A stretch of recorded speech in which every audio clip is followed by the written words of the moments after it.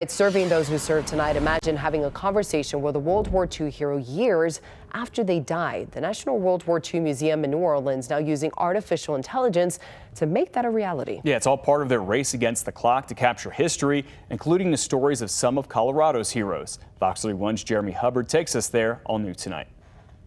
Up on top is my son and I. Richard Jesser of Boulder recently reached a milestone, 100 years on Earth. And he has a lifetime of accomplishments to show for it, from climbing some of the world's tallest mountains On Ecuador at about 19,000 feet. to becoming the longest-serving faculty member in the history of the University of Colorado Boulder. He spent 70 years on campus, enough to get him recognized during a CU basketball game this last season. Dr. Jesser is a United States Marine Corps veteran and served during World War II. And none of those things would have happened had he not made it off a tiny island in the Pacific in February 1945. I got hit on it when I was on the beach. It was a piece of spent shrapnel in my back because I was hunkered down in a bomb crater. Iwo Jima was the bloodiest battle in the history of the Marine Corps. Nearly 7,000 Marines killed. He still remembers it like it was yesterday. I made a resolve that I wanted to make my life meaningful. Could you introduce yourself for us today?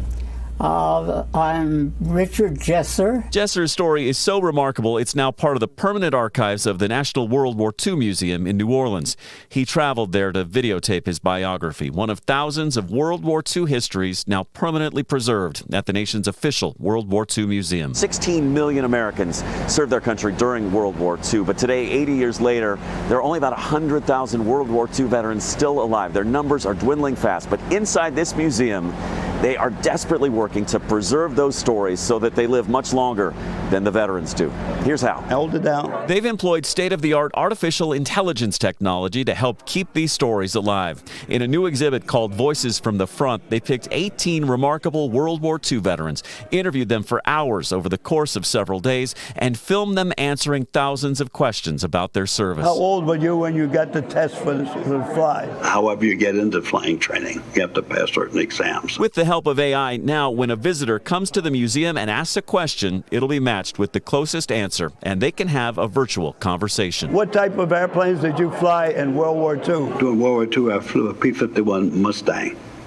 It was what we called the top fighter in World War II. A futuristic way to preserve the past. Having a sense of what war is really about is what you can get from the museum. And as we know from Richard Jesser of Boulder, It was a string. it is crucial these stories are preserved. Jeremy Hubbard, Fox 31.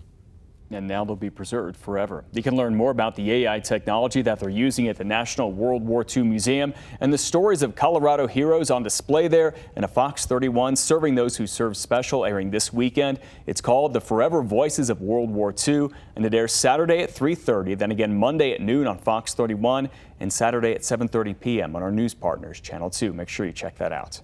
And back here in